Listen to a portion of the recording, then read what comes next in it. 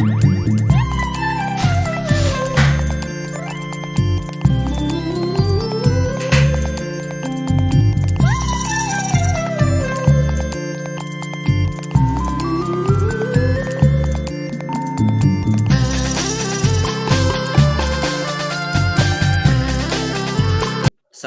warahmatullahi wabarakatuh. Waalaikumsalam warahmatullahi Waalaikumsalam wabarakatuh. warahmatullahi wabarakatuh. Apa kabar Bapak-bapak? Alhamdulillah baik. Alhamdulillah. Ya, alhamdulillah. Ya, kita semua dalam keadaan sehat. Mudah-mudahan Allah Subhanahu wa taala melindungi kita semua. Amin. Amin. Amin. Amin. Ya, baik Bapak-bapak. Hari ini kita akan memulai materi dengan judul Alur Tujuan Pembelajaran. Tetapi sebelum kita mulai materi, alangkah baiknya kita terlebih dahulu membaca doa. Untuk memimpin doa, silahkan. Baik, terima kasih. Ya, silahkan. Siapa yang akan memimpin doa? Ya, terima kasih Pak atas waktu yang Bapak berikan pada saya. Baiklah, rekan-rekan sekalian, marilah kita berdoa terlebih dahulu sebelum hingga ke acara inti, yaitu pembahasan tentang pembahasan tentang alur tujuan pembelajaran. Marilah kita berdoa di dalam hati. Mulai. Doa selesai. Baik, terima kasih. Terima kasih Pak Nurdin telah bertugas memimpin doa ya pada hari ini. Ya, untuk selanjutnya biar kita ini lebih seru, lebih semangat, ya biasa kita ice breaking dulu ya. Silakan yang bertugas memimpin ice breaking. Saya Pak. Silakan. Ya, silakan Pak Satya untuk memimpin ice breakingnya. Oke, untuk ice breakingnya sederhana saja Pak. Kita dengan tepuk semangat. Saya contohkan ya Pak. Tepuk semangat. Semangat. Oke Pak, kita bareng-bareng ya Pak, bersama-sama. Siap. Ya, siap, siap. Tepuk semangat. Semangat.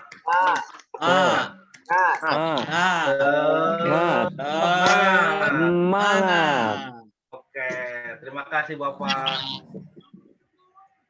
Tepuk tangan buat Pak Satya. Ya, sudah membawakan ice breaking. Ya, baiklah. Bapak-bapak sekalian, setelah barusan Pak Satya memimpin ice breaking, marilah kita memulai materi pelatihan hari ini, yaitu tentang ATP. Tetapi sebelum saya melanjutkan, saya mau bertanya dulu mengenai materi yang telah dipelajari oleh Bapak sekalian pada pertemuan yang kemarin. Ya, ini ya. Kira-kira nanti siapa yang akan menjawab langsung mengacungkan tangan ya. Ya, pertanyaannya ada berapa jumlah fase pada capaian pembelajaran?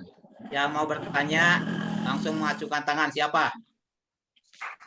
Iya, Pak Hermawan, silahkan. Sudah mengangkat tangan. Silakan Pak Hermawan mau menjawab ya. Silakan. Saya menjawab Pak. Izin menjawab Pak. Ya, fase silakan. pada capaian pembelajaran Ya, itu terdiri dari 6 fase Pak, yaitu dari fase H sampai fase F Pak. Iya. Tepuk tangan dulu buat Pak Hermawan. Dia sudah menjawab dengan benar sekali. Betul ya Pak. Fase itu terdiri dari 6 fase ya.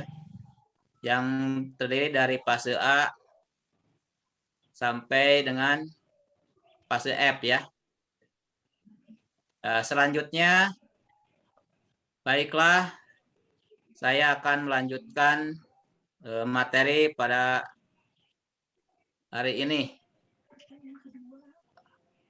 Sebelum ke materi, ada lagi satu pertanyaan dari saya ya.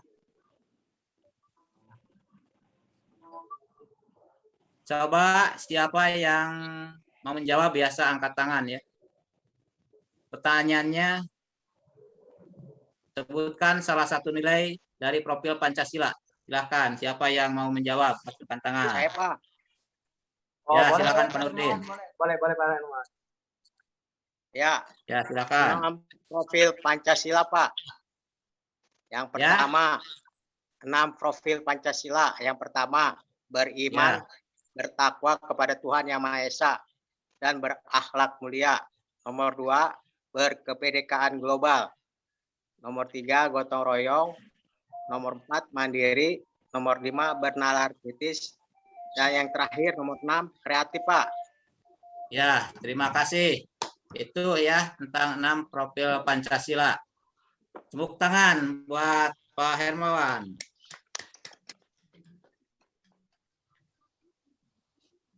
Baik Bapak-Bapak, selanjutnya kita akan melanjutkan pada materi, yaitu tentang alur tujuan pembelajaran ya. Untuk itu saya mohon izin untuk menampilkan materi. Coba. Belum, ya. Pak. Ya, Ya, sekarang sudah ada belum? Sudah Pak. Ya. Udah, Pak. Sudah Pak, sudah. Ya, alhamdulillah ya, barusan ada non teknis ya. Ya, baik. Bapak Ibu sekalian, kita sekarang akan belajar tentang alur tujuan pembelajaran. Alur pembelajaran disusun secara logis menurut urutan pembelajaran sejak awal hingga akhir suatu fase. Alur ini disusun secara linier sebagaimana urutan kegiatan pembelajaran yang dilakukan dari hari ke hari. Selanjutnya, konsep alur tujuan pembelajaran. Alur tujuan pembelajaran terdiri dari kompetensi, konten, variasi, dan capaian pembelajaran. Kompetensi merupakan kemampuan yang dapat didemonstrasikan oleh siswa. Kemudian konten merupakan konsep utama yang perlu dipahami di akhir satu unit pembelajaran. Kemudian ada variasi. Variasi ini merupakan keterampilan berpikir yang perlu dikuasai siswa untuk dapat mencapai tujuan pembelajaran. Yang keempatnya ada CP atau capaian pembelajaran, adalah kompetensi yang diharapkan dapat dicapai oleh siswa di akhir fase. Selanjutnya yaitu prinsip dan prosedur penyusunan alur tujuan pembelajaran. Ya, selanjutnya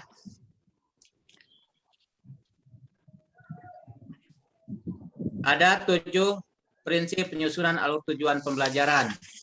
Yang pertama adalah sederhana dan informatif. Yang dimana sederhana dan informatif ini di mana rumusan ATP dilakukan dengan menggunakan istilah yang umum. Untuk istilah khusus dapat menyertakan penjelasan secukupnya dalam bentuk glosarium. Yang kedua, ada esensial dan kontekstual, yaitu memuat aspek pembelajaran yang sangat mendasar atau penting, yakni kompetensi, konten, dan hasil pembelajaran. Yang ketiga, berkesinambungan, artinya pembelajaran saling terkait dan merupakan capaian secara runtut, sistematis, dan berjenjang untuk mencapai capaian pembelajaran yang telah ditetapkan dalam setiap mata pelajaran. Penyusunan dilakukan secara kronologis berdasarkan urutan pembelajaran dari waktu ke waktu. Yang keempat, yaitu pengoptimalan 3 aspek kompetensi. yaitu mengoptimalkan 3 aspek kompetensi yang meliputi 1 pengetahuan, 2 keterampilan, dan yang ketiganya sikap yang berjenjang selaras dengan tahapan kognitif. Yang kelimanya, merdeka belajar, yaitu merupakan prinsip utama ATP seperti yang pernah kita pelajari. Yang keenamnya, operasional dan aplikatif, yang mana merupakan rumusan ATP memvisualisasikan dan mendeskripsikan proses pembelajaran dan penilaian secara utuh yang dapat menjadi acuan operasional yang aplikatif untuk merancang modul ajar. Yang ketujuh, yang terakhir dari prinsip ini adalah adaptif dan fleksibel, yaitu sesuai dengan karakteristik mata pelajaran, karakteristik siswa, karakteristik sekolah, serta mempertimbangkan alokasi waktu dan relevansi antara mata pelajaran serta ruang lingkup pembelajaran. Ya, berikutnya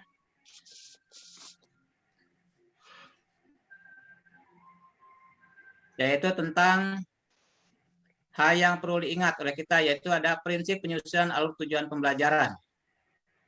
Yang pertama, ada perumusan dan penyusunan alur dan tujuan pembelajaran, berfungsi mengarahkan guru dan merencanakan pengimplementasi dan mengevaluasi pembelajaran secara keseluruhan, sehingga capaian pembelajaran secara sistematis, konsisten dan terarah dan terukur. Yang kedua, penggunaan kata kerja operasional. Dalam rumusan tujuan pembelajaran, memfasilitasi guru dalam mengidentifikasi indikator atau kegiatan atau aktivitas pembelajaran yang tentunya sangat terkait dengan pemilihan materi ajar dan jenis evaluasi pembelajaran baik formatif maupun sumatif. Ya, selanjutnya ada 7 langkah prosedur penyusunan ATP, yang mana yang terdiri dari 1, menganalisis capaian pembelajaran, yaitu melakukan analisis capaian pembelajaran yang memuat materi dan kompetensi pengetahuan, keterampilan, dan sikap.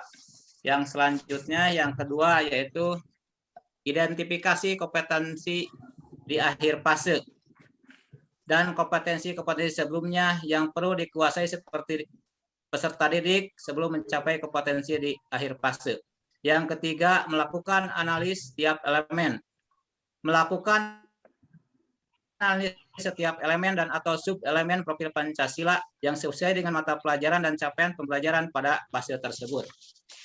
Yang keempat, yaitu merumuskan tujuan pembelajaran, yaitu berdasarkan identifikasi kompetensi-kompetensi inti di akhir fase, rumusan tujuan pembelajaran dengan mempertimbangkan kompetensi yang akan dicapai, pemahaman bermakna yang akan dipahami, dan variasi keterampilan berpikir apa yang perlu dikuasai siswa untuk mencapai tujuan pembelajaran. Yang kelima, yaitu menyusun tujuan pembelajaran. Setelah tujuan pembelajaran dirumuskan, menyusun tujuan pembelajaran secara linier sebagaimana urutan kegiatan pembelajaran yang dilakukan dari hari ke hari. Kemudian selanjutnya yang keenam, yaitu menentukan lingkup materi. Menentukan lingkup materi dan materi utama setiap tujuan pembelajaran.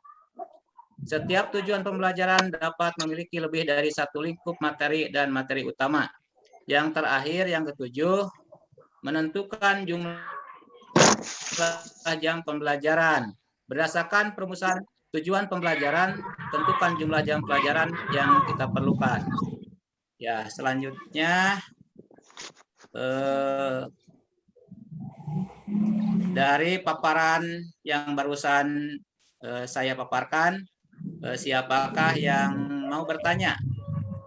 Silakan.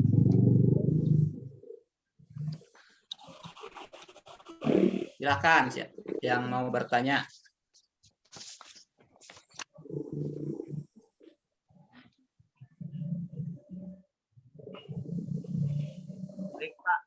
Ya, baik Bapak-Bapak. izin bertanya, Pak. Ya. Ya, boleh Pak Nurdin. Silakan. Dari materi yang Bapak paparkan, yang Ya. dibahas pada prinsip penyusunan ATP itu ada tujuh langkah ya Pak ya. Nah, Ya, bagaimana 7 jika prinsip ya. ya, nah bagaimana jika salah satu unsur atau salah satu prinsip itu tidak terjalankan? Apa yang akan terjadi, Pak? Oh, baiklah.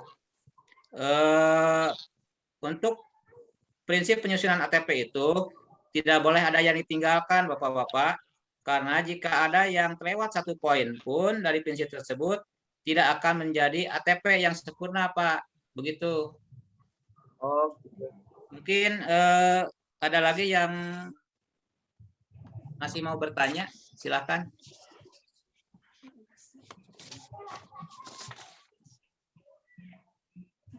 Saya Pak. Sudah paham, Pak? Sudah paham? Atau ada masih Sudah, Pak. ada yang mau dijelaskan lagi? Saya izin bertanya Pak. Ya, silakan Pak Satya. Sebelum memahami mengenai prosedur pembuatan ATP pada poin menganalisis setiap elemen, bagaimana cara menganalisis dari setiap elemen tersebut?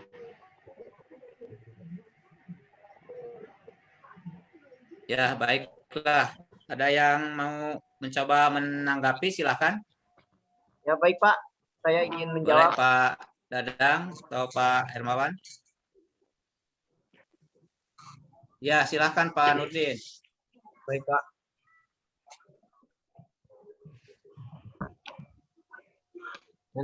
Pada tahapan tersebut, Bapak diminta untuk menganalisis elemen yang terhadap pada capaian pembelajaran. Kan sebelumnya Bapak semuanya udah mempelajari dari profil pelajar Pancasila. Di sana Bapak akan menemukan elemen dan subelemennya dari profil pelajar Pancasila.